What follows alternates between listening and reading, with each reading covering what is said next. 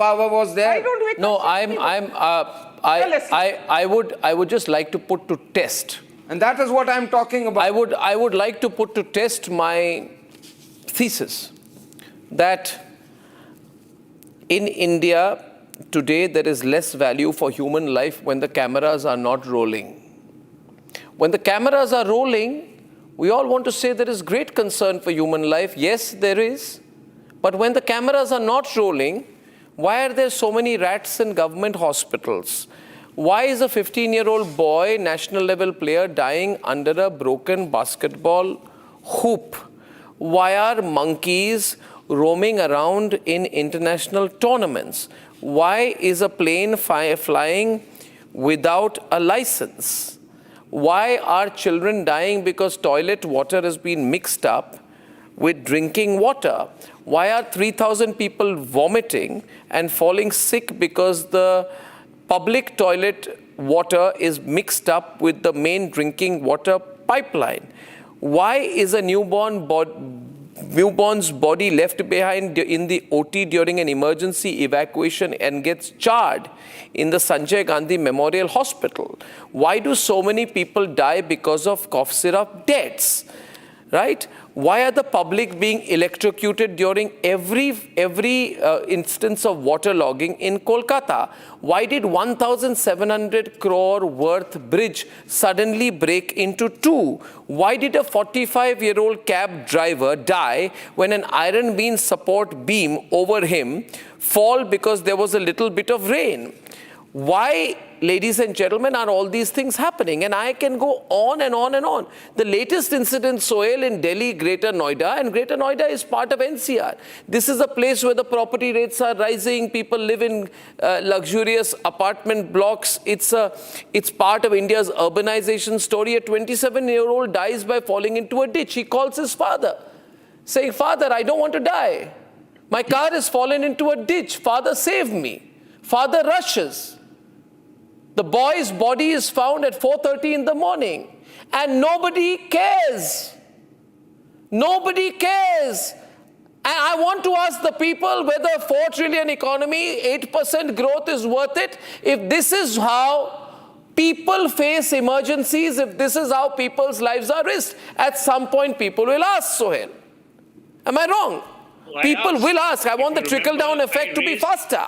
If you remember, I raised the issue about Gurugram in July last year, where I said that it is an absolute shame the way Naib Singh Saini and his colleagues are running Gurugram, and Haryana for that matter. And I think they are belying and decrying the vision of the Prime Minister.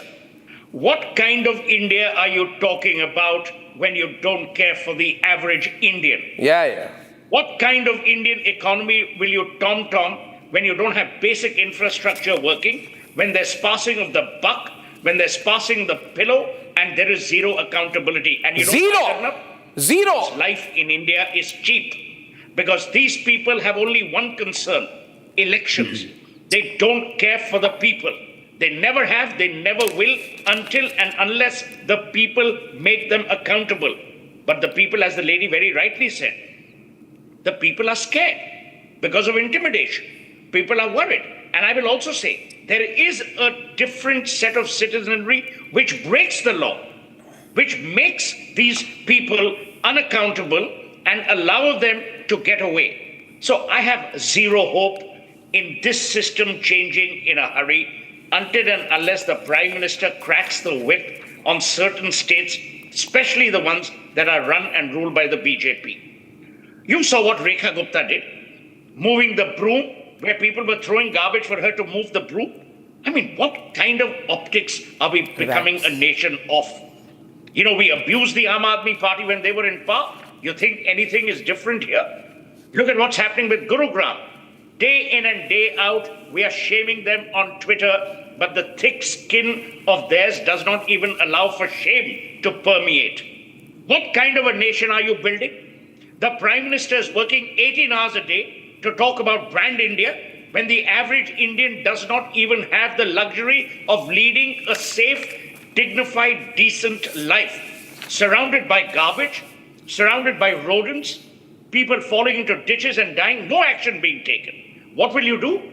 You saw what happened with the fire in Goa. What happened? There was a lot of a hullabaloo thanks to the media. But how long will the media be the only valiant soldier? Why do the courts not take this suo motu? Why do the courts not summon the chief secretary of these states and give them hell? When the Aam Aadmi Party was in Delhi, you blamed those chaps for pollution. Today, Aam Aadmi Party is in Punjab, BJP is in Delhi, in Haryana. Who do you blame? Now let me tell you about Bernard Shaw. When whales fight, shrimps are eaten. We are the shrimps.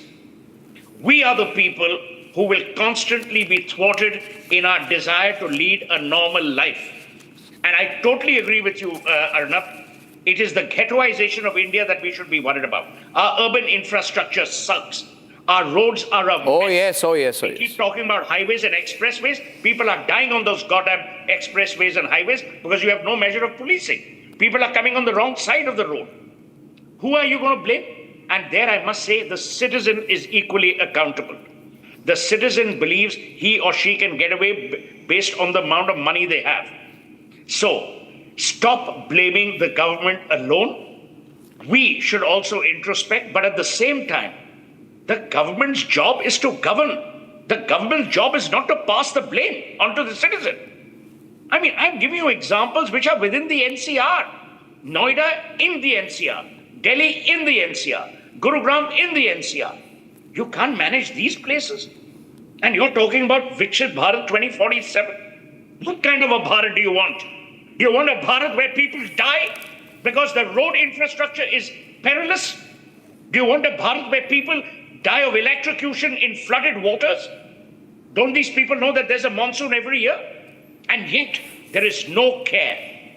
You talk to an IS officer, you talk to a bureaucrat, you talk to someone, they say, what can we do? Hum to abhi aaye. Please let me ask something. Let me ask something to you. Mr. Seth, please. You have made a few of very good points. I really appreciate. But there is no one to respond because there is no BJP. There is no BJP. Why BJP are not sending their representatives? जो हिंदू मुसलमान के debate पे तुरंत आते it's not only the BJP, it's why BJP official make it a political party is not here? It's a governance My simple part is this. Why is it, my friend? I don't know where you're from. But he's the national spokesperson of the Samajwadi Party. Samajwadi Party ran Uttar Pradesh into the ground and more. So please, you're not holier than thou. You're not the driven stone.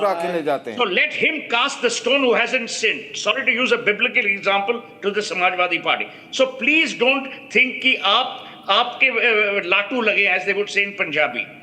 Everyone is complicit. Political parties they would like to take away the taps of the house of the elections can be so won on caste, creed, and religion. And who is this system? System is a place. Thing or person? Who is system? System Donald Trump ne aake system banaya. You are the system which took away the taps from the CM house. I'll respond to the person who supports the BJP. You took away the taps from the chief minister's house. Kya baatein karte hain? Fix everything. Boss, you speak a bit slowly because your words are being eaten by yourself. CM should go to Gonda and ask this rat. I'd like to see everything. Okay, 1 minute. Let's 1 minute. To Tariq Khan, let me 1 minute. Raman, 1 minute. There are 3 panelists who have not spoken, including Pratibha, including Anmol, and including Pularao. See, I am only asking a basic question here today. I believe in the leadership of Prime Minister Narendra Modi. Let me make a point here.